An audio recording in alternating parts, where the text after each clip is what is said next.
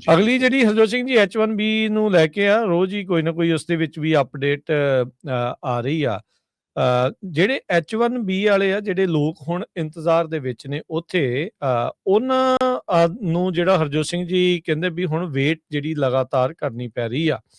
US investor ਕਹਿ ਰਹੇ ਆ ਵੀ ਕਈ ਕੰਪਨੀਆਂ ਕਹਿ ਰਹੀਆਂ ਵੀ ਤੁਸੀਂ ਰਿਮੋਟ ਵਰਕ ਪਾਲਿਸੀ ਦੇ ਤਹਿਤ ਉੱਥੋਂ ਕੰਮ ਕਰੀ ਚੱਲੋ।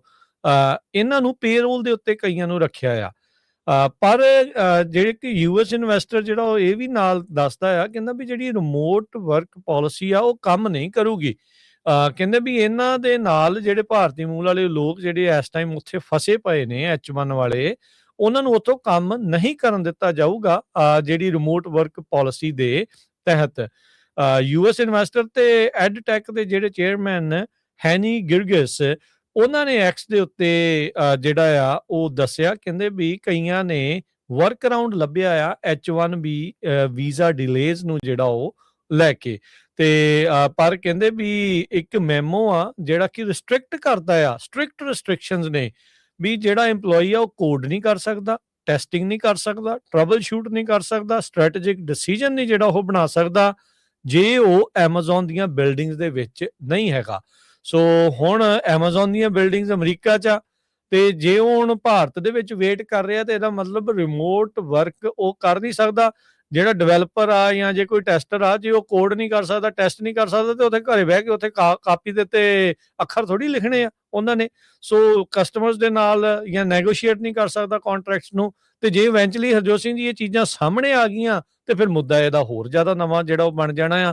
ਸੋ H1B ਦੇ ਇਸ ਪ੍ਰੋਗਰਾਮ ਦੇ ਉੱਤੇ ਇਦਾਂ ਲੱਗ ਰਿਹਾ ਆ ਵੀ ਕਿਤੇ ਕਰਟਨ ਡਾਊਨ ਹੋ ਰਹੇ ਨੇ, ਜਿੱਦਾਂ ਪਰਦਾ ਜਿਹੜਾ ਇਸ ਦੇ ਉੱਤੇ ਲਗਾਤਾਰ ਪੈ ਰਿਹਾ ਆ।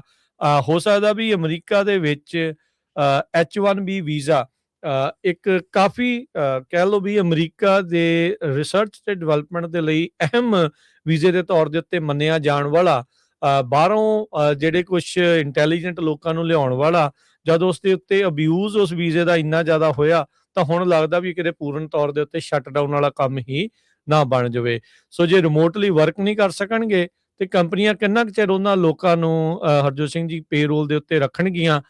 ਕਈਆਂ ਨੂੰ 6-6 ਮਹੀਨੇ ਤੇ ਕਈਆਂ ਨੂੰ ਤਾਂ 8-9 ਮਹੀਨੇ ਤੱਕ ਦੀ ਜਿਹੜਾ ਆ ਵੀਜ਼ਾ ਇੰਟਰਵਿਊ ਦੀ ਡਿਲੇ ਜਿਹੜਾ ਆ ਉਸ ਦਾ ਸਾਹਮਣਾ ਕਰਨਾ ਪੈ ਰਿਹਾ ਆ। ਸੋ ਪਰ ਇਹ ਜਿਹੜਾ ਵਰਕ ਅਰਾਊਂਡ ਆ H1B ਦੇ ਲਈ ਵੀ ਉੱਥੋਂ ਬੈਠੇ ਕੰਮ ਕਰ ਲੈਣਗੇ, ਇਹ ਹੁਣ ਉਹਨਾਂ ਦੀਆਂ ਆਪਣੀਆਂ ਪਾਲਿਸੀਜ਼ ਹੀ ਉਹਨਾਂ ਨੂੰ ਕੰਮ ਨਹੀਂ ਕਰਨ ਦੇਣਗੀਆਂ। ਤੇ ਅੱਜ ਜੇ ਕਿਸੇ ਨੂੰ ਸੂਹ ਮਿਲ ਜਾਵੇ, ਖਾਸ ਕਰਕੇ ਪ੍ਰਸ਼ਾਸਨ ਨੂੰ, ਤਾਂ ਉਹਨਾਂ ਨੇ ਇਸ ਦਾ ਜਿਹੜਾ ਮੁੱਦਾ ਬਣਾ ਲੈਣਾ ਤੇ ਕੰਮ ਜਿਹੜਾ ਹੋਰ ਵੀ ਜ਼ਿਆਦਾ ਇਸ ਦੇ ਵਿੱਚ ਸਖਤ ਜਿਹੜਾ ਉਹ ਹੋਊਗਾ। ਕਹਿਣ ਨੂੰ ਉਹਨਾਂ ਨੇ ਵਰਕ ਅਰਾਊਂਡ ਲੱਭਿਆ ਆ, ਪਰ ਉਹਨਾਂ ਦੀ ਆਪਣੀ Amazon ਦੀ ਪਾਲਿਸੀ ਹੀ ਉਸ ਨੂੰ ਕੰਮ ਜਿਹੜਾ ਉਹ ਨਹੀਂ ਕਰਨ ਦੇਵੇਗੀ।